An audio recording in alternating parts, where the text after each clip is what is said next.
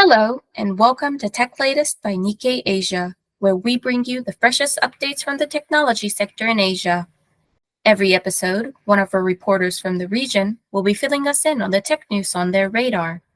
From semiconductors in China, to space travel in Japan, to startups in Indonesia. From Nikkei Asia's Tokyo headquarters, I'm Jada Nagumo. In this episode, I'm chatting to our Hong Kong senior business news correspondent, Cissy Zhou, about the global race surrounding AI regulation.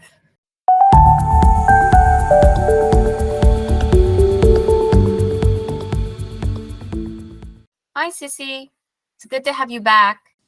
Hi, Jada. Thanks for having me today. It's been a long time since I last talked to you. I'm sure you've been very busy covering the AI scene in and around China. There's so much happening every day. Just this week, we saw U.S. President Joe Biden sign an executive order on AI, an apparent move that follows China and the EU. Can you tell us a little bit about this? Yes, sure. I'd like to share a story by my colleague Ethan Yi. Biden signed this executive order on AI on Monday, the first action of its kind for the U.S. government. The executive order seeks to steer how AI is developed so that companies can profit without putting public safety in danger.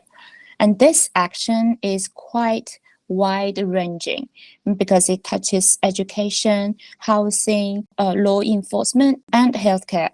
So it requires companies training any AI system that poses a serious risk to national security, national economic security, or national public health and safety to notify the federal government when training the models and then share safety test results and other critical information with regulators before the model is released to the public. And also the Department of the Commerce will play a key role in implementing the executive order, including setting the standards for AI safety and monitoring companies' steps. To the question why the U.S. government is acting on this right now, at the signing ceremony at the White House, Biden said, one thing is clear: to realize the promise of AI and avoid the risks, we need to govern this technology,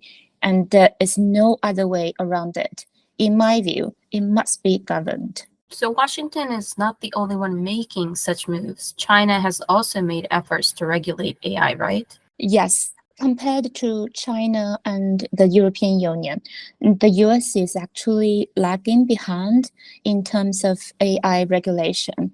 The European Parliament has passed the EU AI Act early this year, and it is waiting for the final vote by member countries before it becomes law. And China, it's already started to implement a set of measures on regulating AI. And the State Council is also preparing a draft AI law for the country's legislative body to review.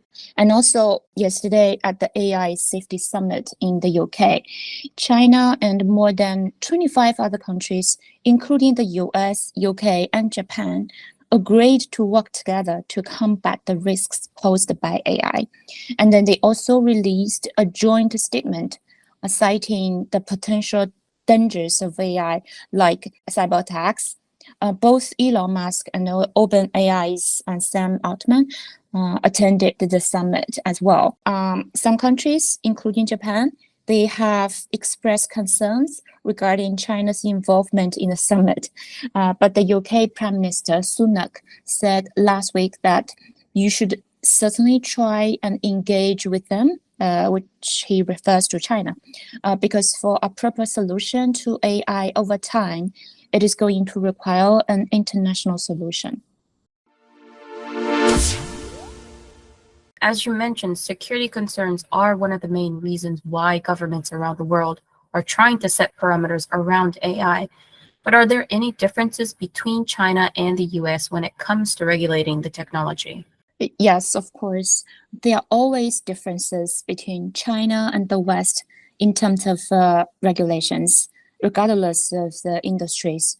One big difference between the US and China is that China stipulates that generative AI service providers must uphold the value of socialism. The regulation, which is called the Provisional Administrative Measures of Generative AI Services, already took effect in August. But in its draft measures, there was a very harsh term that really upset, tech companies, as I was told. But that provision was modified in the final version, which is a huge relief to tech companies. So initially, it said that service providers should be responsible for the legitimacy of the data sources used in pre-training their models, which is really impractical and terrifying.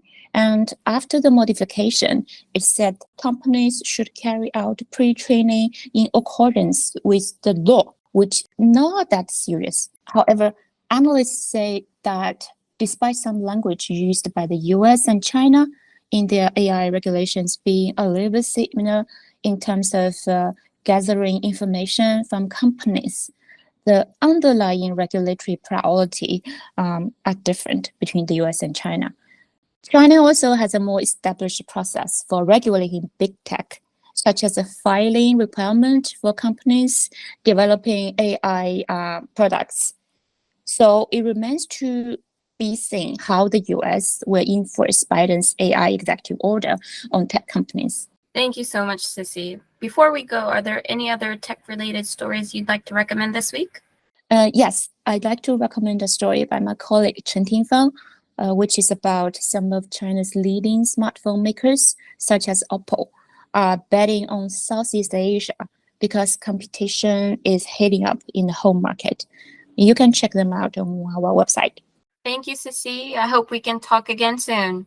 Bye, Jada. You can read more of Cissy's reporting, along with a host of other stories about Asia's tech industry, on Nikkei Asia's website, asia.nikkei.com. And if you'd like what you hear, why not subscribe to our weekly Tech Asia newsletter, which will be delivered to your inbox every Thursday. There's a link to sign up in our show notes. And check back in next time for more updates on the tech trends that matter.